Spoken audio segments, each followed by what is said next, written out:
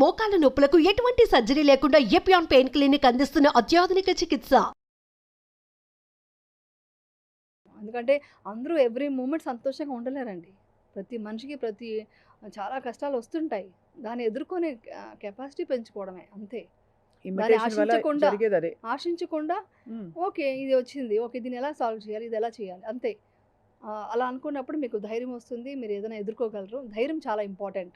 బాహ్య సౌందర్యాన్ని కాపాడుకోవాల్సిన అవసరం ఉంటుంది. ఇంతో అంతో సన్నగా ఉండాలి. You have to do what is required. అంటే సన్నగా ఉండాలి, లేకపోతే ఇలా ఉండాలి, చర్మం ఇలా ఉండాలి, ఇలా మనకి చెప్పబడిన కొన్ని విషయాల్ని పాటించాలి. సో దాన్ని ఎలా బ్యాలెన్స్ చేసుకుంటారు? ఇప్పుడు ఇవన్నీ చేస్తే అది వచ్చేస్తుంది. అందుకే నాకు నవ్వొచ్చింది.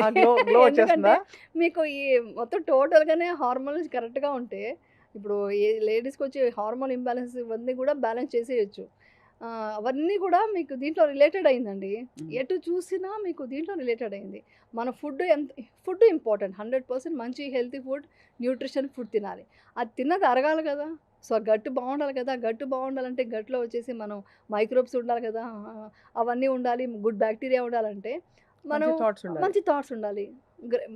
మొత్తం ఇప్పుడు అందరూ చెప్పేశారు గట్కి బ్రెయిన్కి కనెక్షన్ ఉందని. సో బ్రెయిన్లో థాట్ క్రియేట్ అయ్యేది అన్నీ ఇక్కడి నుంచే మొత్తం డిసిషన్ మేకింగ్ ఉంటుంది. మీరు కార్టిసాలే పెంచుకుంటూ కోపం జలస్తో ఉంటే మీరు తిన్న ఫుడ్ కూడా మీకు మంచిది కాదు కదా. సో మీ ఫుడ్ చాలా చాలా ఇంపార్టెంట్. చెప్పాలంటే మనకు మంచి ఫుడ్ లేదు, లోపల మనకు బాగుండాలి, అది మంచి ఫుడ్. మీరు డీటాక్సింగ్ ద మైండ్ అన్నారు, చాలా పవర్ఫుల్ పాయింట్ అది. మీరు మైండ్ డిటాక్స్ చేస్తే మీ స్కిన్ గ్లో వచ్చేస్తుంది. ఎలా కూర్చుని ఓకే ఇవాళ రేపటి నుంచి మార్నింగ్ నుంచి అందరూ వాళ్ళ స్ట్రెస్సెస్ నుంచి, యాంగ్జైటీస్ నుంచి మొదలు పెట్టాలి, ఇవాళే మొదలు పెట్టాలనుకోండి. ఇవాళ ఈ ఎపిసోడ్ చూసిన వెంటనే ఏం చేయాలి చెప్పండి? మైండ్ డిటాక్స్ చేయడం అంటే మార్నింగ్ లేవగానే మంచిగా ఎప్పుడు కంపాషన్తోనే లేవడం, గ్రాటిట్యూడ్తో హ్యాపీగా. అయ్యో నెగిటివ్ అనే వర్డే, నెగిటివ్ థాట్స్ ఏది తీసుకురాకుండా ఆ టైంలో స్టార్ట్ చేయాలి. అయిపోయింది, నిన్న అయిపోయింది, ఈ రోజు చాలు, రేపటి గురించి మనకు వద్దు, నిన్నటిది వద్దు. ఓకే అయిపోయింది, అది అయిపోయింది. మనం తప్పు చేసినా, వాళ్ళు వేరే వాళ్ళు తప్పు చేసినా, ఏమన్నా అరిచామా తిట్టామా అయిపోయింది. ఈ రోజు ఏంటి, ఈ రోజు మన గ్రాటిట్యూడ్తో అంతా నేను సూపర్, నేను అసలు చాలా అనుకుని నేను జరుగుతాను, నాకేం తక్కువ, అసలు నేను గ్రేట్ అనుకొని అందరూ బాగుండాలి అది అనుకొని ఆ డేని స్టార్ట్ చేయాలి. ప్రతి మూమెంట్ని ఎంజాయ్ చేయాలి. ప్రతి మూమెంట్. ఎగ్జాంపుల్ ఈరోజు నేను వెళ్తున్నా, అక్కడ వెళ్తుంటే ఆ స్టోన్స్ మీద పెయింటింగ్ చేశారు. అవును, అది ఎంత అద్భుతంగా ఉంది. ఎవరైనా చూస్తామా ఫోన్ చూసుకుంటూ, అది చూస్తూ ఫోన్ మాట్లాడుకుంటూ వెళ్తారు. నేను అవన్నీ చూస్తే అతను ఎంత దీంతో అతను ఏదో ఒకటి చేసి వెళ్ళిపోవచ్చు అక్కడ, కానీ అంత క్లీన్ నీట్గా ఉంది చేసాం. అదే మన డెలైట్ అవన్నీ వస్తాయి కదండి, ఆ లెఫ్ట్లో ఉంది. అదే మన నానక్రామ్ కూడా తర్వాత అక్కడ అదే మన గచ్చిబౌలి దాటాక అక్కడ మొత్తం స్టోన్స్ మీద అంత ఆర్ట్ వర్క్ ఉంది. అదే అబ్జర్వ్ చేసి ఎంత బాగా చేశాడు, నిజంగా గ్రేట్, గుడ్ అనుకుంటే ఆటోమేటిక్గా అతను ఎవరైతే పెయింటింగ్ చేశాడో అతనికి వెళ్తుంది ఆ మైండ్ యూనివర్స్ నుంచి.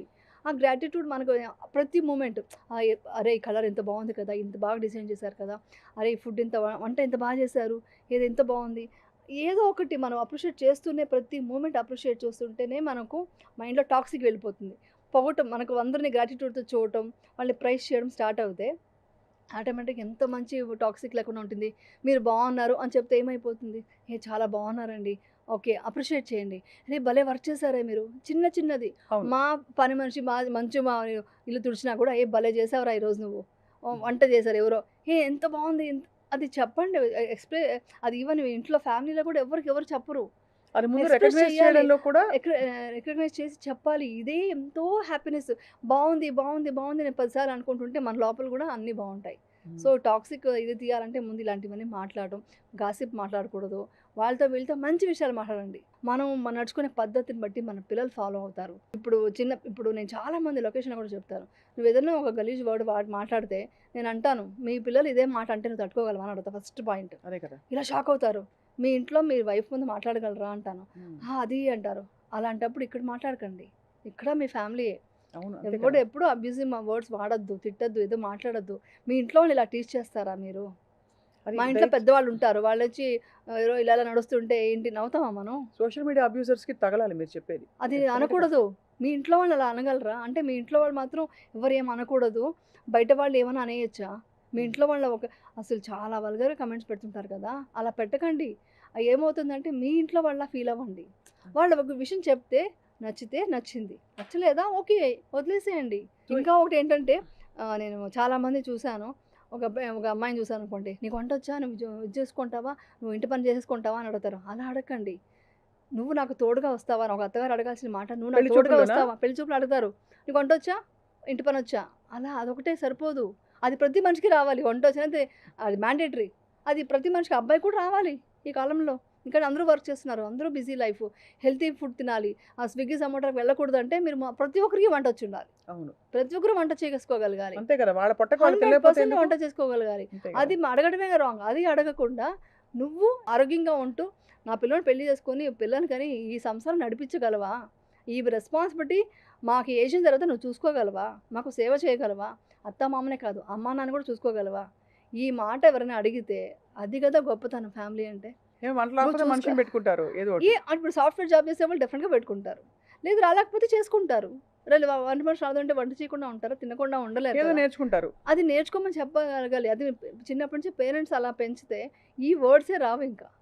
అంటే మన ప్రయారిటీస్ ఎలా ఉన్నాయని మీరు ఒక 10 ఎగ్జాంపుల్స్ ఇచ్చారు. ఇప్పుడు ఎలాంటి కంటెంట్ మనం చూస్తున్నాం, ఎలాంటి కామెంట్లు పెడుతున్నాం, ఎలాంటి థాట్స్ ని మనం ఎంటర్టైన్ చేస్తున్నాం, ఎలా నిన్నటి విషయాన్ని ముందుకు తీసుకెళ్తున్నాం. యాక్చువల్ చెప్పండి, నేను చాలా విషయాలు తెలుసుకున్నా ఈ మధ్య. ఎందుకు హత్యలు విద్యలు మర్డర్లు అన్నీ జరుగుతున్నాయి కదా, ఘోరాది ఘోరాలు జరుగుతున్నాయి. అంటే కని విని ఎరుగని. బికాస్ ఆఫ్ మోస్ట్లీ వాళ్ళకి ఆ మైండ్, నేను చెప్పిన ఆ బ్రెయిన్ పనిచేయదంటే బికాస్ ఆఫ్ మొబైల్స్ అడిక్షన్ కూడా ఒక ప్రాబ్లమ్. అరే ఏదో ఒక అడిక్షన్, ఒక గేమ్ హై అలవాటు అయిపోతుంది. హై అలవాటు అయిపోయి వాళ్ళకి డోపమైన్ దాంట్లో వచ్చేసి, ఆ నిజమైన డోపమైన్ దేంట్లో రావాలో అది రాకుండా వాళ్ళకి ఇంకా ఎంతసేపు ఇదే వచ్చేస్తుంది. ఆ మంచి మంచి ఆలోచించే ఒక తర్కం చేసే ఒక మంచి ఇది పోయింది బ్రెయిన్లో.